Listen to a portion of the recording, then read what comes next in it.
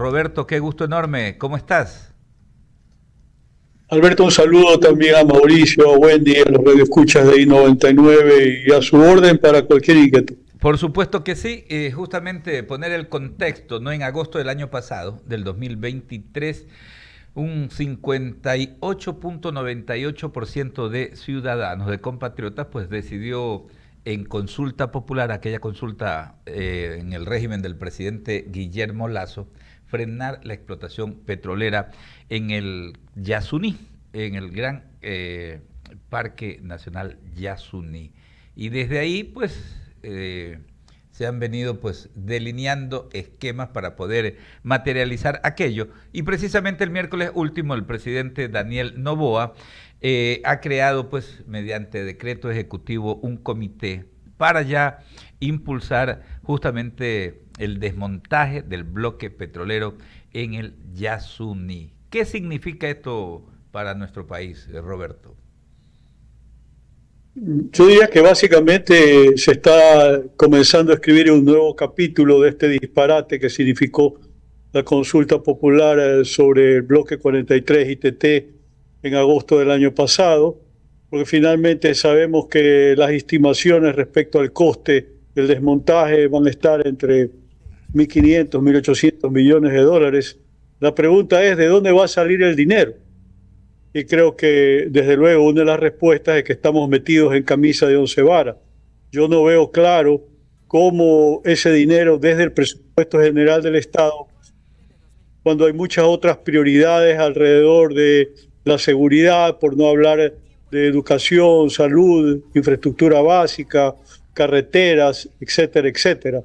De manera tal de que yo mismo no tengo claro cómo vamos a terminar saliendo de esto, pero debo de decir de que el desmontaje de ITT cuesta más que una reforma tributaria, desde luego, y destacar que hay una amortización pendiente de inversiones realizadas en el orden de 1.900 millones de dólares que todavía no están totalmente amortizadas. Entonces, uno comienza a sumar cifras que se tornan descomunales e inmanejables desde el punto de vista de la economía nacional. Así que eso es lo que tenemos entre manos. Claro que sí, ¿no? Y aparte añadir algo, que el desmontaje en el bloque 43, que es conocido como Ixpingo, Tambococha, Tiputine y Tete, ¿no? Justamente, pues, lo que va a generar también es que, o sea, por un lado se deja de obtener recursos en base a la explotación de ese campo. Y encima tenemos que ir sumando, pues, justamente estos montos que estaba indicando Roberto. Es así, ¿no?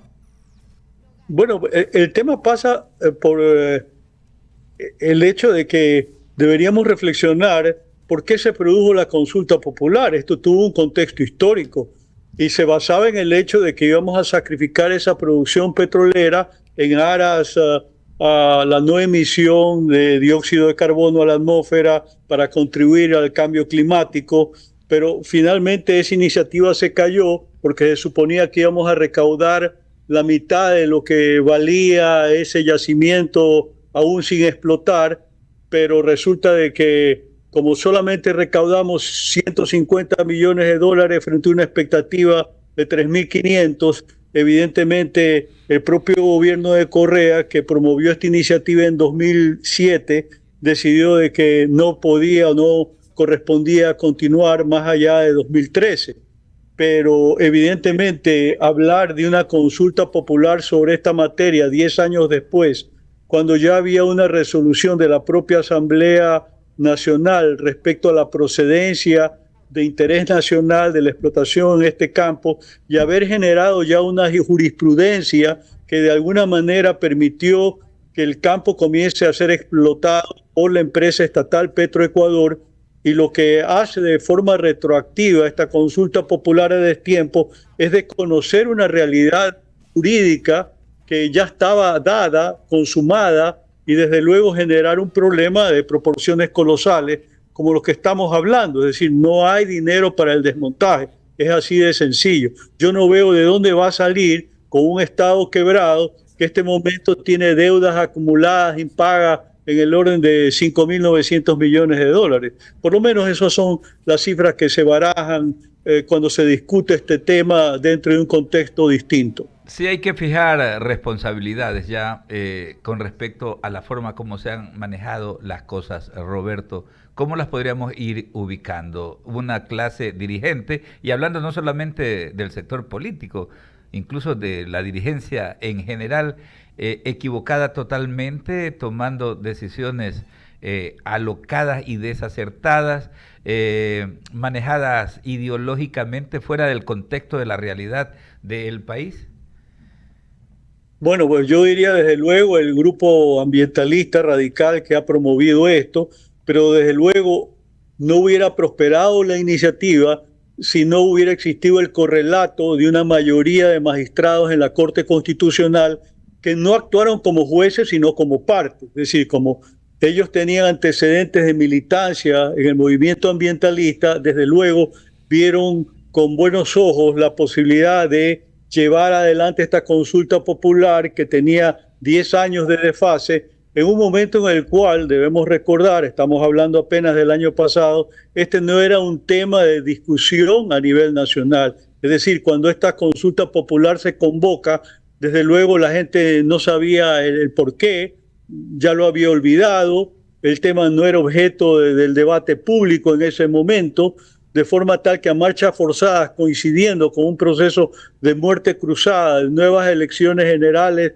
para elegir tanto presidente como la nueva Asamblea Nacional, nos insertaron este objeto extraño, por decirlo así, que en definitiva nos condujo a votar de una forma desinformada respecto a un tema que, como digo, no había estado propiamente en la agenda nacional durante mucho tiempo.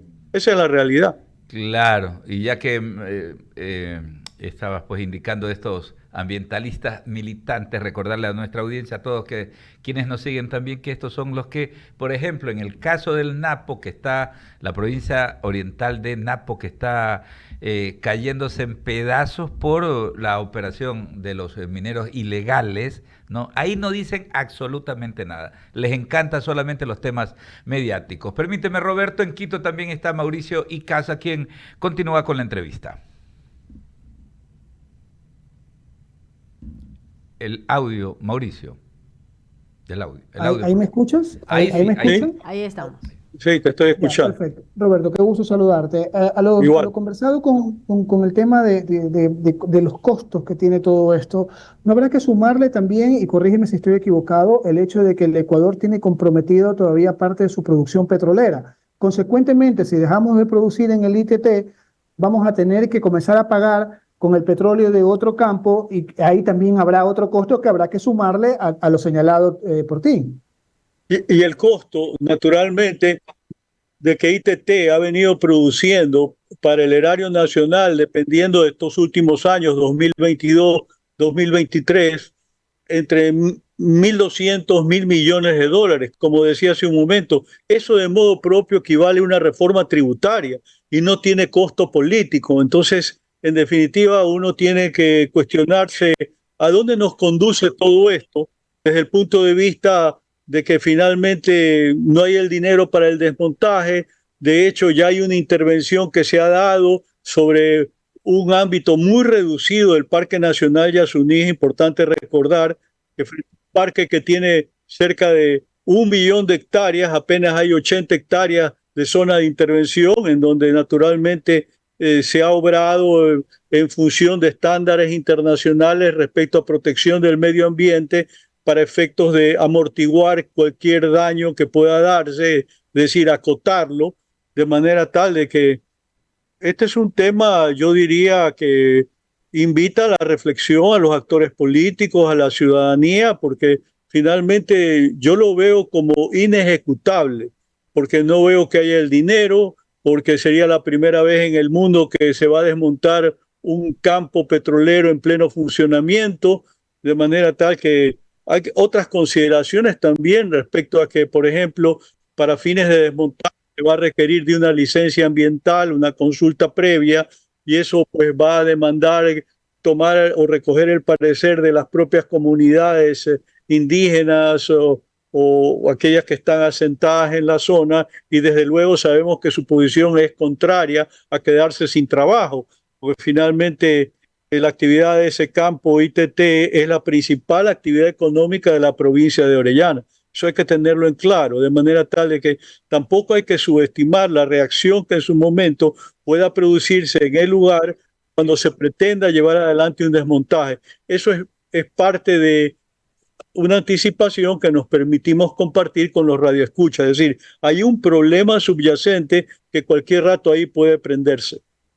Completamente de acuerdo. Inclusive en un análisis anterior que hicimos contigo, Roberto, hablábamos de que el momento de que el Estado ya no tiene presencia en el lugar, eso va a ser caldo de cultivo para los mineros ilegales, para la tabla ilegal de árboles, y ya sabemos el tamaño de esa mafia que va a entrar a ese lugar y va a tratar de apropiarse de ese maravilloso sector. Entonces, es un problema latente. Problema que no sé, porque a ver, el decreto no habla de una temporalidad, pero ya, como tú bien dices, es el pitazo inicial. ¿Se podría que pensar de repente para tratar de revertir todo esto, presionar por parte de ese sector de los comuneros de ahí a que haya una nueva consulta popular para tratar de tirar abajo eso, o ya lo ves como un hecho consumado prácticamente? No, yo no creo que sea consumado, porque en principio lo veo inejecutable por la falta de dinero, por la reacción que se va a dar de los propios lugareños el momento que se quiera hacer el desmontaje del campo.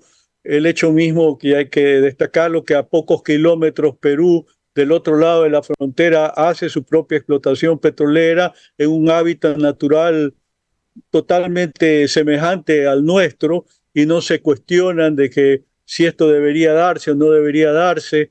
A mí me parece que todo esto es una suerte de salto vacío. El hecho mismo, por ejemplo, de que si tú dejas de producir petróleo en bloque 43, campo ITT, vas a tener un problema respecto al equilibrio económico de OCP, de los oleoductos crudos pesados.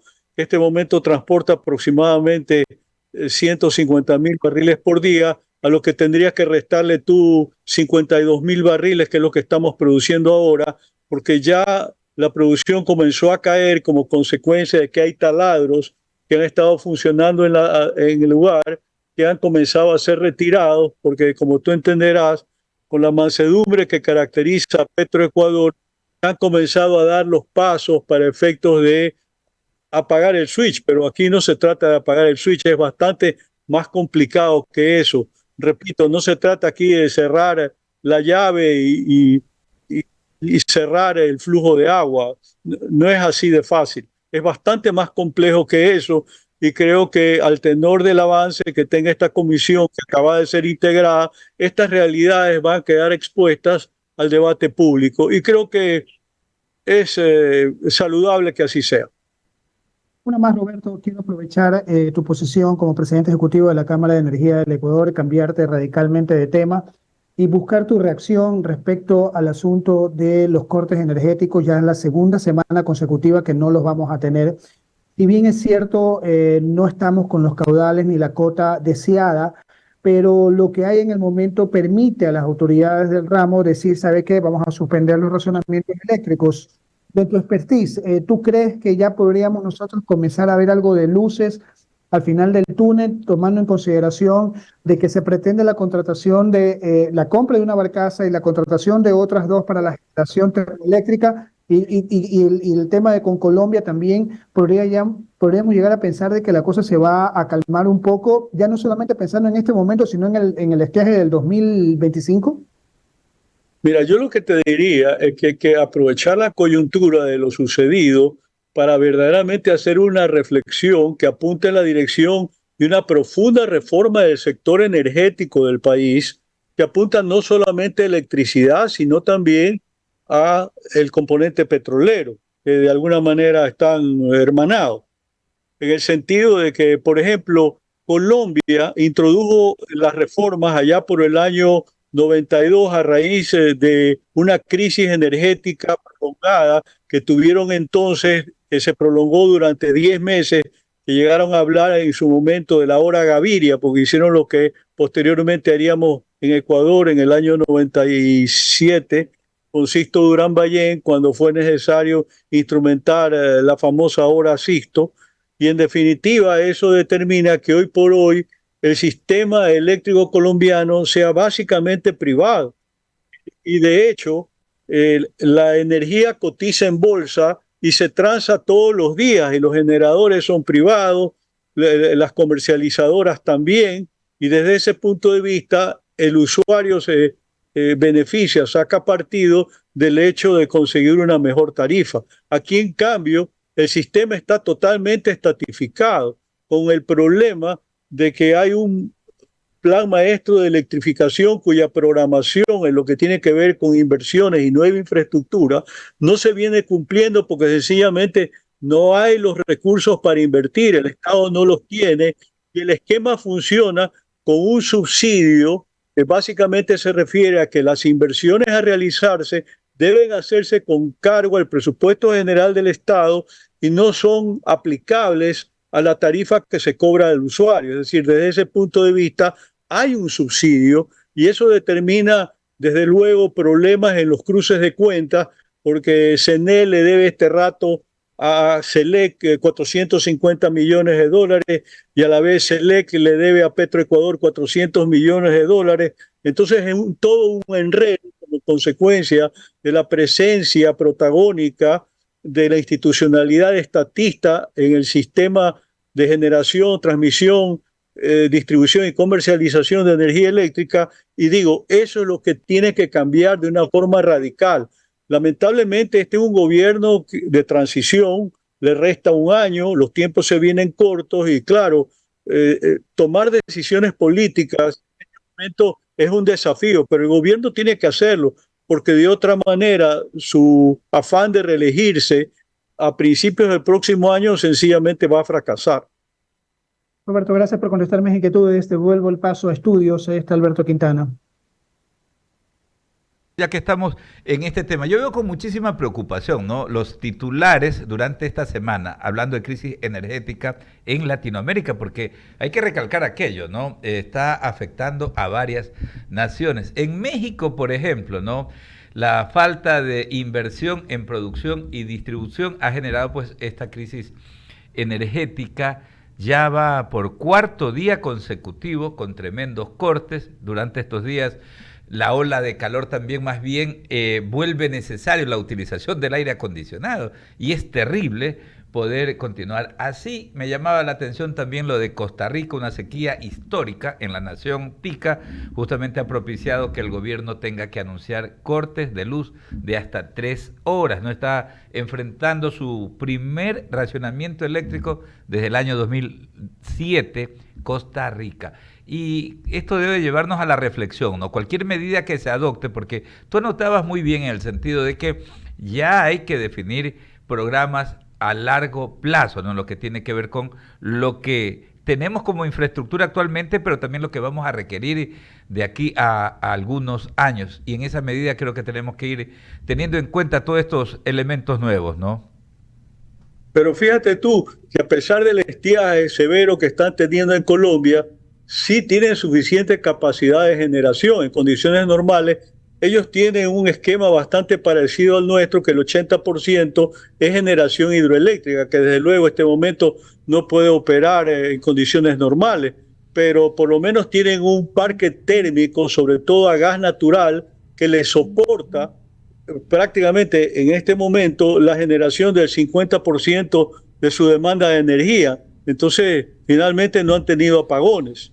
Y aquí, desde luego, pues resulta que tenemos el proyecto de Termomachala, que ha estado históricamente ligado a la explotación de gas natural en el Golfo de Guayaquil, que tiene un parque térmico sin operar por la falta del insumo, esto es, de gas natural, y en momentos que se discute la posibilidad de abrir el mercado a la importación, por ahí nos faltan suspicaces que alegan de que eso va a significar postergar la explotación del bloque 6, Campo Amistad, lo cual no hace sentido, porque finalmente tenemos que apuntar a tener una matriz energética que tenga este componente, sea por producción nacional o por importación. Hoy por hoy no podemos hacerlo porque no hay la infraestructura gasífera en el país suficiente como para considerar una opción de esta naturaleza, y construirla va a tomar todavía un par de años si hay las condiciones como para que esta inversión que tendría que ser privada se materialice. Roberto, siempre es grato conversar contigo. Gracias por dispensarnos estos minutos y tocar estos temas de gran actualidad, ¿ah? Muchas gracias. Saludos. Gracias. Es Roberto Aspiazu Estrada, actual presidente ejecutivo de la Cámara de